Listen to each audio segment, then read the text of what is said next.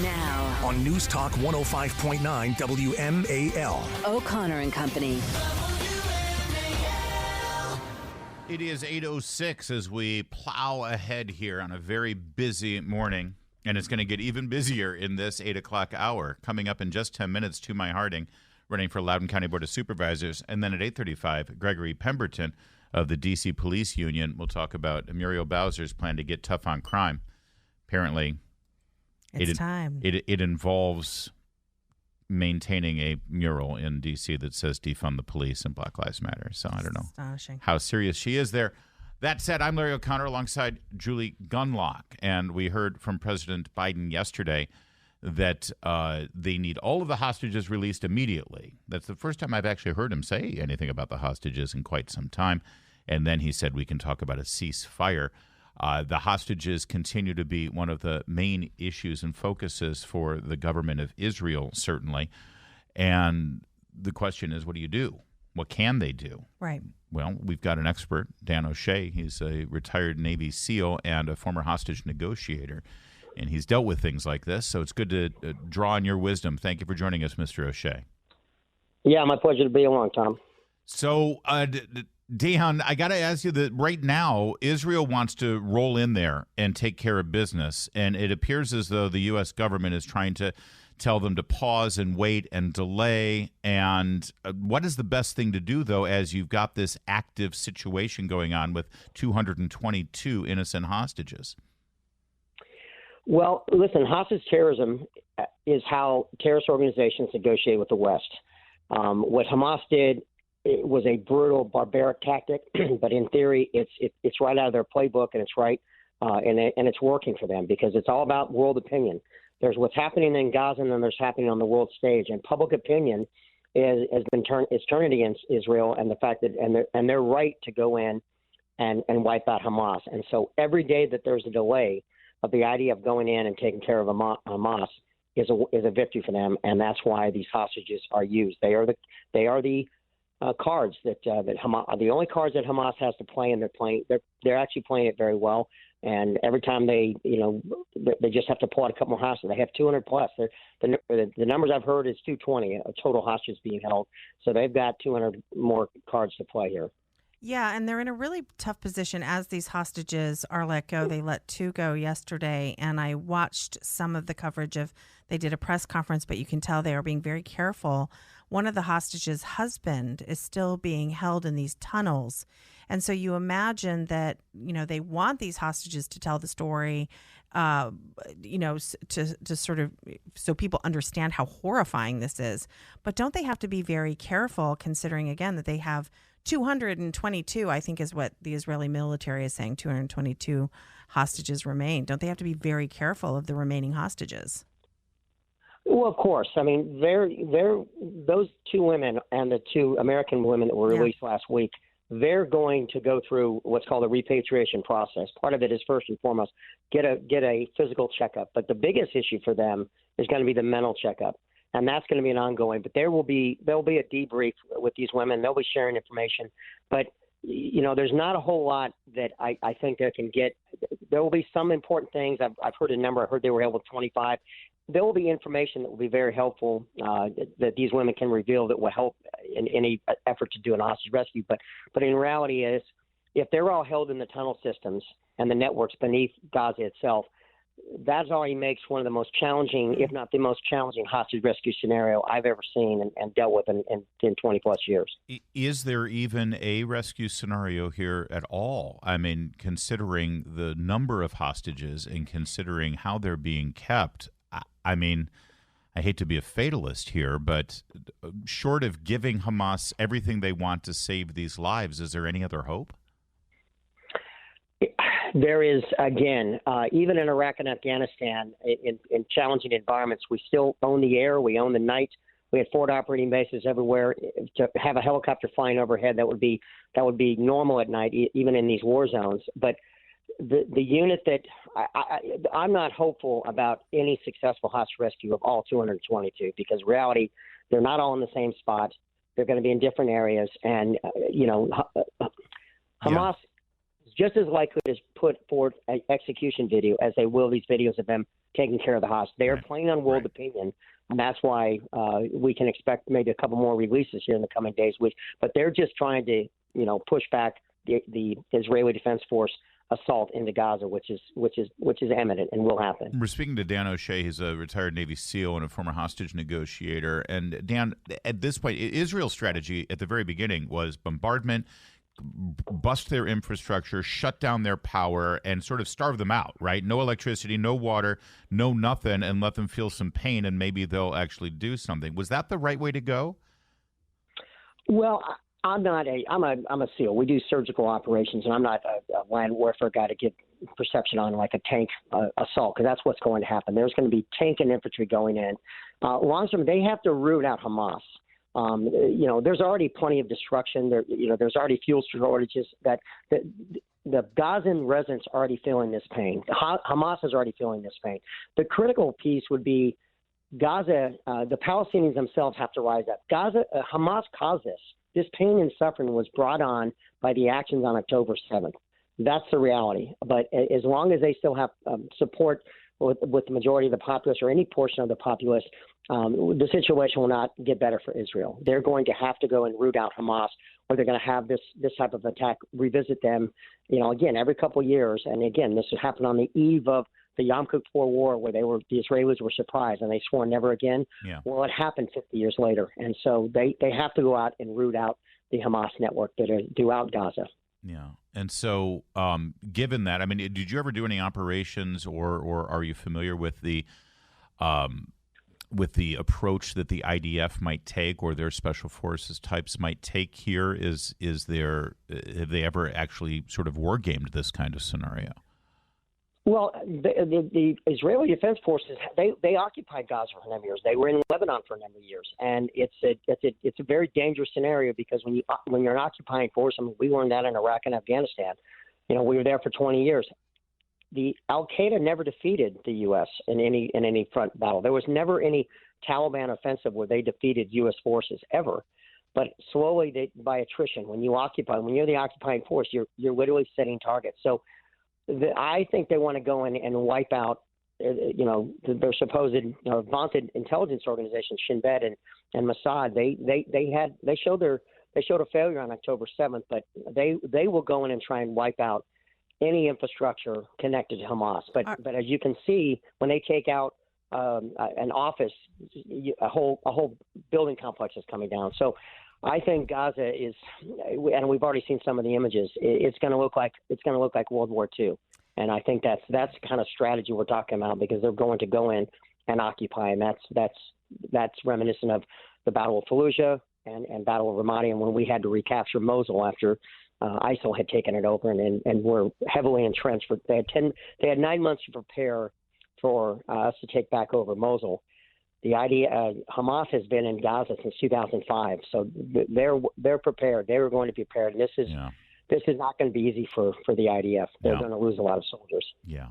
There's a lot of life still to be lost in this entire escapade. Dan O'Shea, thank you for your service as a SEAL. By the way, you don't have a book to sell?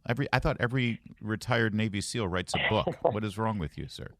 No, I don't have a book. And let me make one thing clear. Everyone keeps referring to me as a hostage negotiator.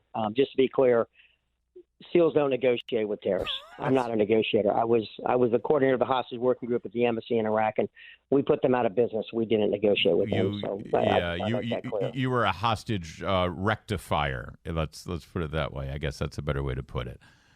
Thank you, Dan. Yeah. Well said. Thanks for the correction as well. All right. It's 8:15. Download the new WMAL app and listen on demand. All right, Virginia, you are in the process of voting as we speak, and the final day is looming. November 7th is what used to be called Election Day. Now it's the end of voting period in November in Virginia, because we vote for weeks. Tumay Harding is a choice that you must make for Loudoun County Board of Supervisors. She's running in the Ashburn District. Her website is Tumay for Change, the number 4, and she joins us now. Thanks for joining us again, Ms. Harding. Good morning. Thank you so much for having me. How are you two doing? Pretty good, thank you. How's the race looking right now in Loudoun County from your perspective? You must be very busy here in the home stretch. so busy and so exciting. It's going really, really well. We're all gaining momentum. I'm hearing stories about how my opponent should be nervous, so that's always a plus. Yes.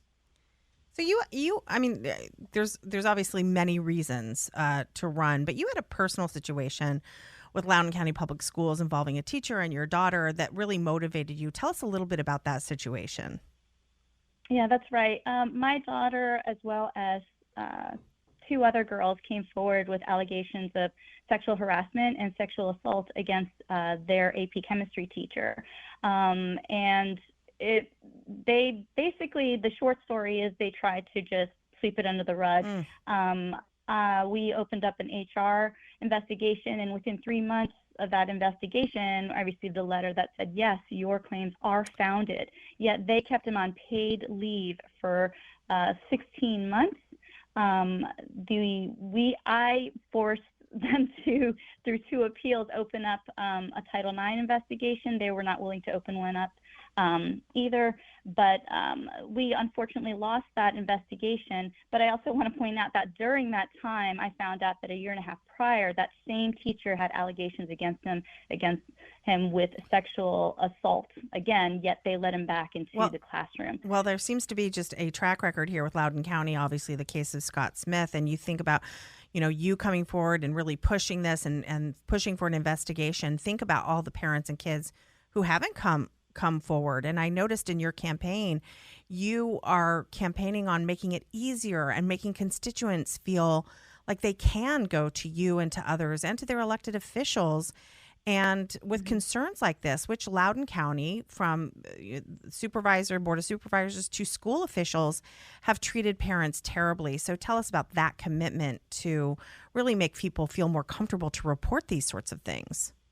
That's right. When we really think about it, the reason why we all moved to Loudoun County was because of the schools, and because of those schools, we build communities. And so schools and communities, whether or not you have a child. And when the county, smacks your hand and says, no, that's not important to us, then why are we all coming here? What it does create, though, is a divide. And I want to bring our people back together. I want to bring the county back together and fight for what they're working for. I hear so many stories while knocking on doors with meaningful conversations with people. They're pouring their hearts out, telling me about their real life problems, and they're so disappointed in the lack of integrity of the current board.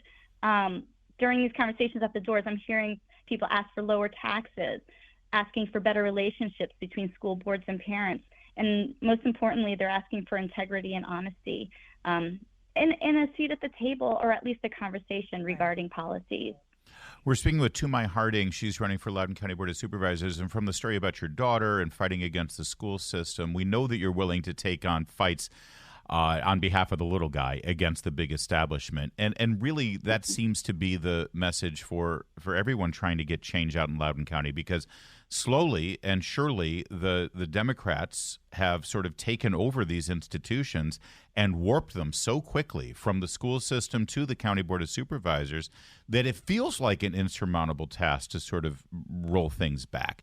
Should you win this race and we actually get a change at the school board as well as at the county supervisors, what will your priority be? What will be the first thing you try to tackle to sort of signal to voters that Loudoun County is coming back from the brink? One of the first things I definitely want to do is just have open conversations. And I'm talking something as simple as setting up a table at the local libraries during business hours where people don't have to make appointments. People don't have to send me an email. Like, let's have these face-to-face interactions so I can see your heart and you can see mine. And I'll say this, like, you might, at that moment, during that conversation, you might not agree with me fully, and I might not agree with you fully, but what will happen is we'll come to a common ground and an understanding. And I think that's what it's all about. Like, let's move forward. The people of Ashburn are asking for a leader who will serve the people of Ashburn, not a leader who will serve his own activist project. Tumayforchange.com is the website to go to. Number 4, Tumayforchange.com. Good luck in these final days and this final push to Election Day. We appreciate you joining us, and let's see how it goes. Best of luck. Best of luck to you, Tumay. Thank you so much. Thank you so much. And also, I just want to add, let's get rid of that crazy bag tax and car tax once and for all. Oh, there you go. There See, you go. I like that. All I like right, it. 8:23 now. Listen, Now, On News Talk 105.9 WMAL. O'Connor and Company. And the new legislation will allow MPD to limit loitering by reinstating the ability for the police chief to declare a drug-free zone for up to 120 hours to disrupt and prohibit people from congregating on public space for the purchase, sale, or use of illegal drugs. wow, that's going to be a difference maker right there. Now the police chief can declare a drug-free zone so people can't congregate to purchase or sell drugs. Also, We are creating criminal penalties and establishing a new crime directed towards organized retail theft in our city. organized retail theft is now defined as a group of people stealing more than $1,000 worth of goods. Yeah. And now that's a crime. That's going to make a difference here in the guy. Oh, and the other pièce de résistance from Muriel Bowser yesterday, the mayor of D.C., said that there's additional penalties if you commit a crime while wearing a face mask. Oh, dear. The face mask that she, shut restaurants down for insisted on, yes. if people weren't wearing them. Yeah. And but of course, just walking around every day, right up until the moment you commit a crime, you can wear that mask and hide your identity. Yes, But then yes. you're in Take real the trouble. mask off right If before you you- carjack someone, you're in trouble. But if you wear a mask, you're in real trouble. All right, listen, I'm not an expert in law enforcement, but our next guest is. Maybe he can help us out. He is Gregory Pemberton. He's the chairman of the D.C. Police Union. I mean, it sounds to me, I've said this, Mr. Pemberton, you tell me if I'm wrong, but as long as that mural still exists in D.C. that says defund the police, which is an affront to your membership, as long as that mural that says Black Lives Matter that suggests that there is systemic racism in the police department, Like it's a plaza. a plaza, then Muriel Bowser this is all a lot of noise that she's conducting here. What do you say? Well, good morning, Larry and Julie. And what I will say is, obviously, we have our criticisms about the mayor, but what we're seeing here is actually a pretty common sense step forward, and it's a step back into sanity. Obviously, retail theft is a big issue here for businesses, and having police officers be able to target folks who are in an organized fashion going in and stealing things and reselling them on the street, that could make a difference for businesses. Declaring drug-free zones, we've seen a lot of open-air drug markets pop back up over the past few years since police staffing levels have dropped, and we haven't been able to have the sort of narcotics enforcement that we did in the past. Neighborhoods are now being plagued with this, so the fact that the chief can come in and say, hey, look, this is a drug-free zone and allow some police activity there, that's a positive effort. And I know the mask thing is a little bit tricky, but the vast majority of people who are committing armed robberies and carjackings are wearing these masks. Yeah. And if it allows police to have another tool to stop people, to figure out, sort of interdict whether or not they're up to no good, that might be another great tool. But I think one of the things that's being missed here is that in this bill, the mayor is actually seeking to repeal 4 of the subtitles that exist in the Comprehensive Policing and Justice Reform Act, which is obviously, as you guys know, I've been coming on your show for 3 years, till I'm blue in the face talking about how terrible this bill is for policing. And while we'd like to see the entire thing repealed, I think it does go a long way to talk about sort of common sense approaches to see the mayor looking to repeal 4 of the sort of most offensive issues in that bill. So, we support it. I think that, this isn't a panacea. It's not going to fix everything, but I do think that this is a step forward. What we're going to be looking at is which council members in the D.C. Council oppose this. And those are the folks that I think your listeners and the folks in the city and who live and work in the city should be paying attention to, because those are the folks that are propagating these problems. Yeah, and one other thing that people who are listening in the district should be aware of is that many of these fixes that she has now proposed are things that she created or the city council created. I mean, this drug-free zones was a concept that the city voted out in 2014. So it was there, then they got rid of it. I mean, it's this sort of constant pendulum swinging where things get better, then they do away with these legal structures, and then things get worse again. I mean, sort of the insistent on masking, that became sort of a cultural due.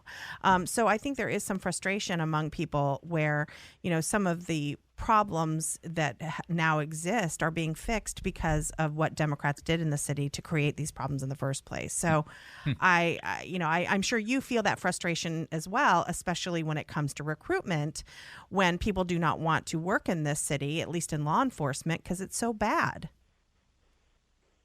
Well, that's absolutely right. And I think the best example that we have is this Comprehensive Policing and Justice Reform Act.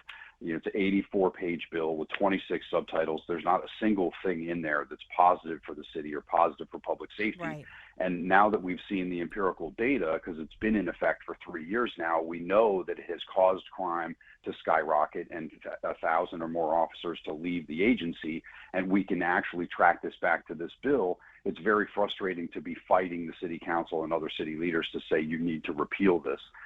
You're absolutely right. The city council comes in, does absolutely terrible things to the city in the guise of having this sort of utopia. And then years later, when we all find out it's a terrible idea, they'll just create another government agency to tell them what the problem is and create a whole bunch of other set of laws and a bureaucracy to figure out how to fix the problem rather than to just undo the mistakes they made. You're absolutely right. Drawing away more money, by the way, on those studies and commissions that could be used to hire more cops. And nowhere yesterday did we hear the mayor say, okay, we did these things and now we need to reverse them because we were wrong. You'll never hear that. Mr. Pemberton, real fast before we leave, at one point we were planning on staffing 4,000 cops in D.C. When last I saw, we were down under 3,500. Correct me if I'm wrong. Was there anything yesterday that you heard from the mayor that would reverse that trend, that would get you more recruits and keep cops with better attitudes and better morale on the job right now? I don't know how much it's going to move the needle, but she is addressing some of the most onerous use of force policies that were passed in the Policing and Justice Reform Act. And hopefully that causes officers to maybe take a second look at whether or not leaving the agency is right. I don't really know how much that's going to move the needle. I think there's a lot more that needs to be done, but certainly getting back to 4,000, no, I didn't hear anything that's going to get us back to 4,000 yesterday. Thank you, sir. Always good to talk to you. And we've got an open door for you anytime something's up and the cops need a voice. You can let it be heard right here. Thank you, sir. Thank you guys so much. Have a good day. Gregg Pemberton, chairman of the D.C. Police Union. It's 8:40. Oh, hey, we still don't have a Speaker of the House. Have you noticed that? We still don't have. We don't. It's a thing. It's definitely a thing. All right. So don't count on Dan Muser being your next Speaker of the House. He is officially dropped out. All right. Also, this just in: Dan Muser was in the running. Apparently, I wasn't aware of that. We now have 8 potential candidates with no clear front runner, it appears, although I did see a couple of people coming out of the conference meeting last night that was behind closed doors saying everyone's sort of at their wits' end. They're ready for this to be behind us. We're going to have a speaker, maybe even by today. They could have a speaker. So we'll see. Donald Trump was asked about who he thinks could actually become the next speaker and whether he would endorse anybody. He said no, by the way. He's not endorsing anyone. But then he said... Threshold is very tough. It's a very tough thing, no matter who it is. I said there's only one person that can do it all the way. You know who that is? Jesus Christ. If Jesus came down and said, I want to be speaker, he would do it. Other than that, I haven't seen anybody that can guarantee it. But at some point, I think we're going to... We're gonna have somebody pretty soon. Yeah, I don't think the Lord and Savior is coming down to handle that mess, but he could. It's true. That's maybe the one person who could get all those votes. Still in the running, and again, this is just completely my own personal bias because these are individuals that I've interviewed and I enjoyed interviewing them. Byron Donalds, Kevin Hearn, and Mike Johnson are all 3 really solid guys, I think. Yeah. Of the 3, Kevin Hearn actually is probably the least known, but he's the chairman of the Republican Study Committee, which is a influential and powerful position. He's very much a budget and finance guy and spending guy, and I think that's a big part of the issues that we've got right now. Yeah. Mike Johnson is Jim Jordan's number 2 on judiciary and really effective out of Louisiana, and Byron Donalds, of course, is a rising political star. Absolutely. So there you go. And no offense to the other 5 who are in the race. Those are the 3 that I'm very aware of and have had personal experience. Yeah, and I think, look, I think at this point, I think when obviously Scalise and Jim Jordan were in it, there were obvious, Okay, if not, okay, Scalise was out, then Jim Jordan. Now it really does sort of open it up to a younger set, new blood. It's never a bad thing. All right. Which brings us now to Sunny Hostin, the vitriolic and semi-literate co-host of The View. Racist. Incredibly racist. Yes. She chimed in yesterday. I have no idea how this ends, and I don't either. I'm rather enjoying it myself. It's sort of Republican on Republican crime, as Joy would say. And, I just think that given the general election that's going to happen in 2024, Donald Trump, with 4 indictments, is still leading is still the leading nominee. And now the Republican Party can't even get a speaker together. So I think that this is a win for the Democrats in a sense, because you have someone like Joe Biden who is coming to the table with his experience in foreign policy, who's like the only grown-up in the room. Oh. They're still using that phrase. And Republican on Republican crime, which is actually rather offensive, I think, if you think about how that term is used in other contexts. And where was Alyssa Ferrara, the Republican at the table? She's never. Farrah. Nodding. And she's giggling always along. nodding. Please be my friend. Yes, And please don't be mean Please to me. make sure the check cashes. Yes. In other Sunny Hostin news, she celebrated her Sorry. I'm going to do this without laughing. She celebrated her 55th birthday by doing the splits for social media so that they could take a picture of it and put it out there and say, look at her. It looks like her legs are broken. It's because exactly what happened. She actually tore her hamstring as she did this. Oh. How beautiful is that? Yes. I'm feeling good. I still feel like I'm in pretty good shape. I feel like I've got good knees. I can still do the splits. Whoop. Gross. Ow. And then she tore her hamstring. She'd had 2 glasses of wine. Yeah. Drunk. Sunny's That's not drunk. 2 glasses. Please, are you kidding me? I call that the 6 a.m. hour. It's 8:52. All right, Julie Gunlock, that's a wrap. Thanks for being with us today. Thanks. We'll see you next time. That'll be tomorrow. Chris Plant is here.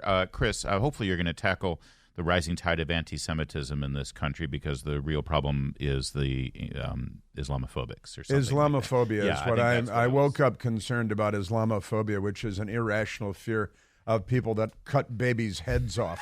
So that's is that the definition? That's if you look it up, Merriam-Webster, they updated it online. And that's it. I love they are constantly accusing people of having phobias. An irrational fear of something or other, and it's never true, is it? I mean, nobody has any phobias. And I knew a guy, in high school. He got real afraid when we locked him in the trunk to sneak into the drive-in movie theater. He's got a phobia of. That was the last time I saw a phobia and evidence of